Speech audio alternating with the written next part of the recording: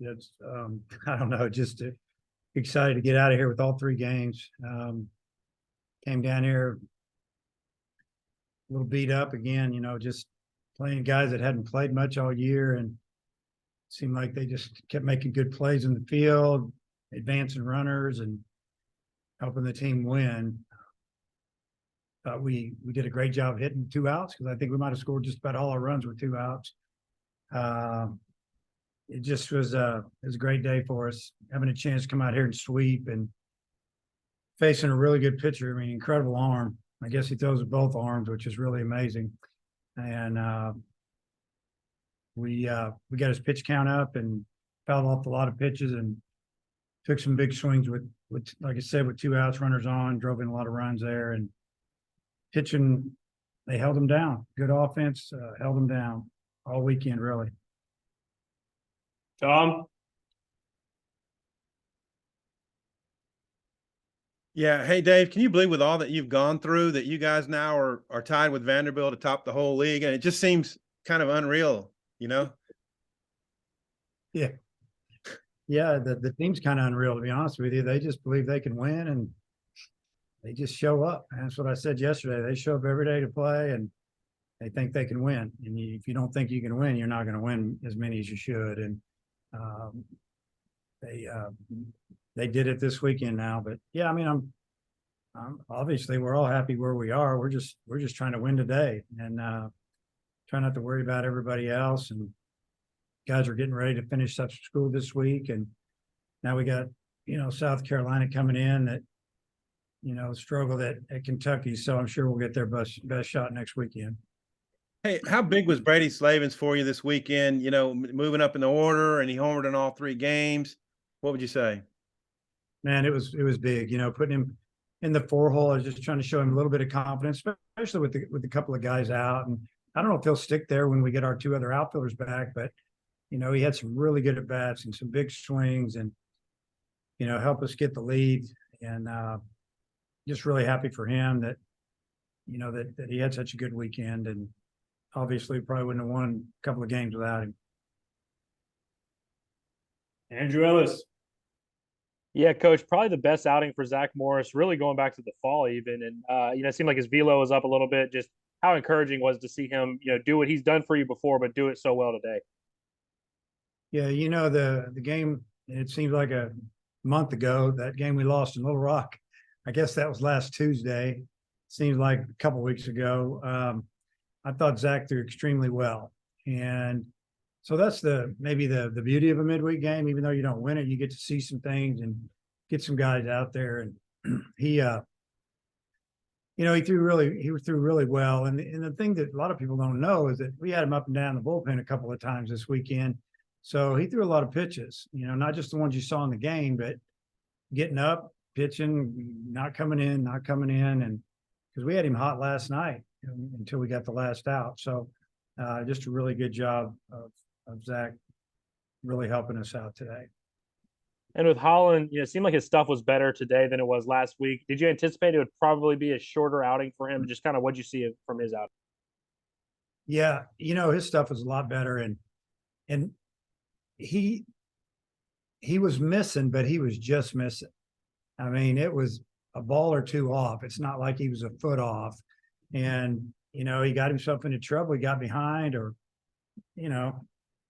that's usually when they got him. But it was almost like he was just a little rusty. And, I think we were all encouraged by what we saw, really good stuff, and maybe just not quite the command that he had maybe 3 or 4 weeks ago.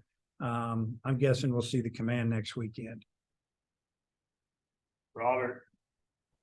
Coach, we had a Mississippi State reporter tell us in the press box that their dugout was getting kind of angry with the way that you guys were just making play after play. What did you think of the way your defense played today and all weekend, really?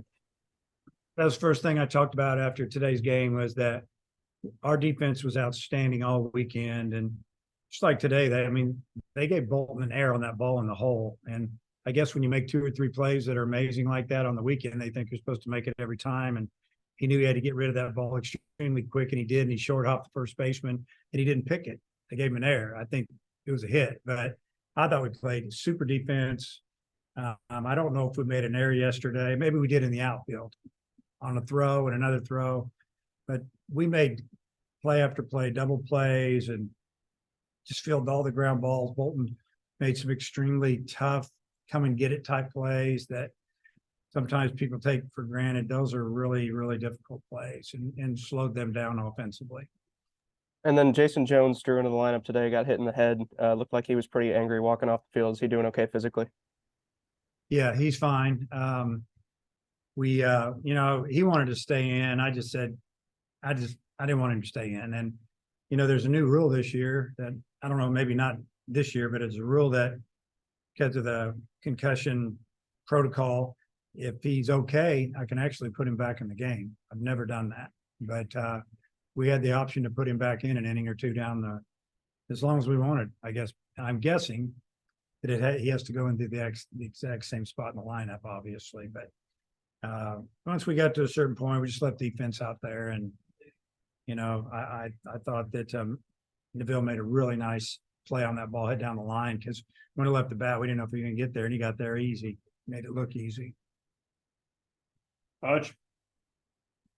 Dave, going back to Holland, it looked like he had strike 3 in the third inning to end the inning, and then it kind of little snowball. There was a couple of balks and walks. Just what did you see from that sequence? It was definitely a strike.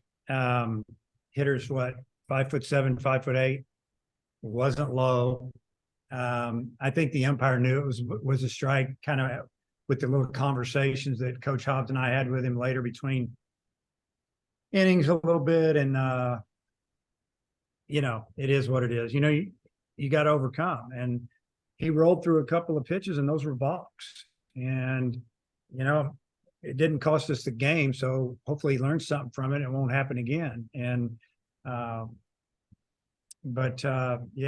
was in the dugout with a 3-run lead. And next thing you know, it's 3-3. And you kind of knew it was going to happen. They got a power hitter up, and he's frustrated, and he leaves one up, and he hits one off the scoreboard. So good job by the offense coming back and popping 3 runs in with 2 outs. I think it was a bases loaded double with an 0-2 count. And just a really big hit there by Borfin. It was a little bit back and forth there for a couple innings. Y'all scored 5, but then Adcock went out and had the 1-2-3 inning. Just how big was that inning for y'all? That was real big. I mean, that was the talk in the dugout, in the dugout, that we need to shut down inning, get back in the dugout. We're hoping we could pop one in and score another run. We did, and then they scored 2. But after that was all the scoring. I kept thinking we need to score another run or 2. And fortunately, Zach did a great job, and Parker Coyle came in and threw, I think, 8 fastballs and got 3 ground balls. It was nice. Tom Morales, anything else? Yeah, Coach, I believe your top 4 hitters combined for all 11 runs driven in, all the hits. Just what'd you make of the way those guys really did all the damage and took control of the game? Yeah, I mean, they kind of took control of the game. Really the first 2 games at the bottom of the order had really helped us score runs with, hits or advancing runners. But what the bottom of the order did was get on base for those guys. And obviously Kendall Diggs with 1 swing drove in 4, and Borfin drove in 4 with 2 swings. And, McLaughlin and Slavens, each drove in a run, and 1 drove in 2. And it was just, it's a super job, that they were on base 8, 9, and then all the way around. They did a good job for us. Coach, last one.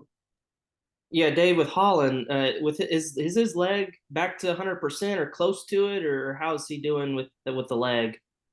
Yeah, it's not 100%, but a lot of the pain's gone. So, he'll continue to monitor that and work on that this week, and hopefully we can get that to the point where he doesn't even think about it anymore. Hey, Dave, last quick something. Yeah. Wagner and Josenberger, you feel pretty good for the coming weekend or what? So Wagner's getting the 2 pins out of his thumb tomorrow. And, then it's kind of just up to him.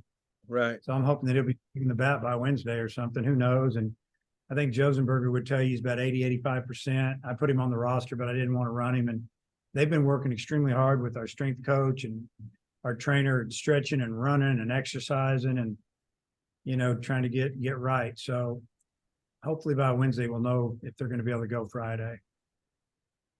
Thanks. Coach, Thanks. Okay. See you guys.